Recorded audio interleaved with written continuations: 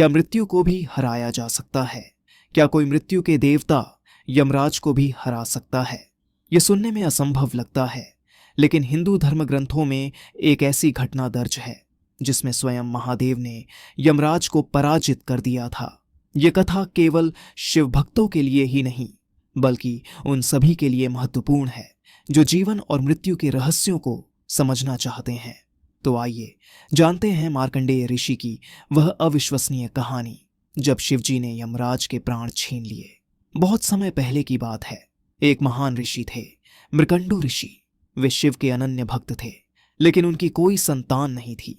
संतान सुख की प्राप्ति के लिए उन्होंने कठोर तपस्या की और भगवान शिव को प्रसन्न किया।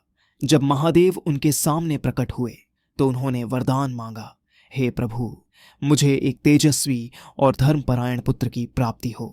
हे मृकंडू, तुम्हें दो विकल्प मिलते हैं, या तो एक दीर्घायु लेकिन मूर्ख पुत्र, या फिर एक अत्यंत बुद्धिमान और शिवभक्त पुत्र जिसकी आयु केवल 16 वर्ष होगी। सोच समझकर उत्तर दो। मृकंडू ऋषि थोड़ी देर तक विचार करते हैं, फिर वे दूसरे विकल्प को चुनते हैं। मृकंडू ऋषि ने सोचा कि जीवन की लंबाई से अधिक महत्वपूर्ण है उसका उद्देश्य। उन्होंने महादेव से प्रार्थना की कि उन्हें एक अल्पायु लेकिन तेजस्वी पुत्र प्राप्त हो। भगवान शिव ने तथास्तु कहा और अंतर्ध्यान हो गए। कुछ समय बाद मृकंडू ऋषि के घर एक पुत्र जन्मा जिसका नाम रखा गया मार्कंडेय। मार्कंडेय जन्म से ही विलक्षण थे। वे अत्यंत बुद्धिमान थे और छोटी उम्र में ही वेदों और शास्त्रों का गहन ज्ञान प्राप्त कर चुके थे, परंतु उन्हें अपने जीवन की सच्चाई का एहसास नहीं था कि वे केवल 16 वर्ष तक ही जीवित रहेंगे। लेकिन जब उन्हें इस बात का पता चला तो वे दुखी नहीं हुए, बल्कि और अधिक शिव भक्ति में लीन हो गए। मार्कंडेय ने ठान लिया कि वे अपनी मृत्यु को टालने के लिए केवल एक ही शक्ति का सहारा लेंगे, महादेव की शक्ति। उन्होंने प्रतिदिन महामृत्युंजय मंत्र का जाप करना शुरू कर दिया। एयुएम त्र्यंबकम यजामहे सुगंधिम पुष्टिवर्धनम उर्वारुकमिव बंधनान मृत्योर मुक्षीय मामृतात्। समय बीतता गया और वह भयावह दिन आ पहुंचा जब मार्कंडेय के जीवन का 16वां वर्ष पूरा होने वाला था। यमराज स्वयं अपने दूतों के साथ आए, क्योंकि विधि का विधान यही था। मार्कंडेय घबराते नहीं, बल्कि शिवलिंग से लिपट जाते हैं और महामृत्युंजय मंत्र का जाप करने लगते हैं। यमराज आगे बढ़ते हैं और अपना पाश फंदा फेंकते हैं।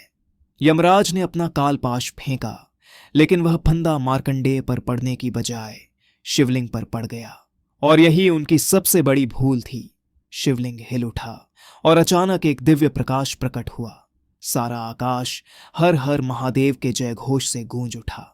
भयानक संगीत, आकाश में बिजली कौंधती है और शिवजी प्रकट होते हैं। यम, तुमने मेरे भक्त पर हाथ उठाने का साहस किया, अब तुम्हें इसका दंड मिलेगा। शिवजी त्रिशूल उठाते हैं और यमराज पर प्रहार कर देते हैं। यमराज मूर्छित होकर गिर जाते हैं। पूरी सृष्टि में हाहाकार मच जाता है। मृत्यु के देवता स्वयं मृत्यु को प्राप्त हो चुके थे। अब पूरे ब्रह्मांड में हलचल मच गई। बिना यमराज के जीवों की मृत्यु संभव नहीं थी। तब सभी देवता शिवजी के पास पहुंचे और विनती की कि यमराज को पुनर्जीवित कर दें। शिवजी कुछ क्षण विचार करते हैं, फिर यमराज को पुनर्जीवित कर देते हैं। यमराज जीवित होंगे, लेकिन अब से जो भी सच्चे मन से महामृत्युंजय मंत्र का जाप करेगा उसे अकाल मृत्यु का भय नहीं रहेगा। मार्कंडेय ऋषि प्रसन्न होकर शिवजी को प्रणाम करते हैं। इस प्रकार शिवजी ने अपने भक्त की रक्षा की और महामृत्युंजय मंत्र का अद्भुत रहस्य संसार को दिया। यह कथा हमें सिखाती है कि यदि भक्ति सच्ची हो तो मृत्यु भी घुटने टेक सकती है।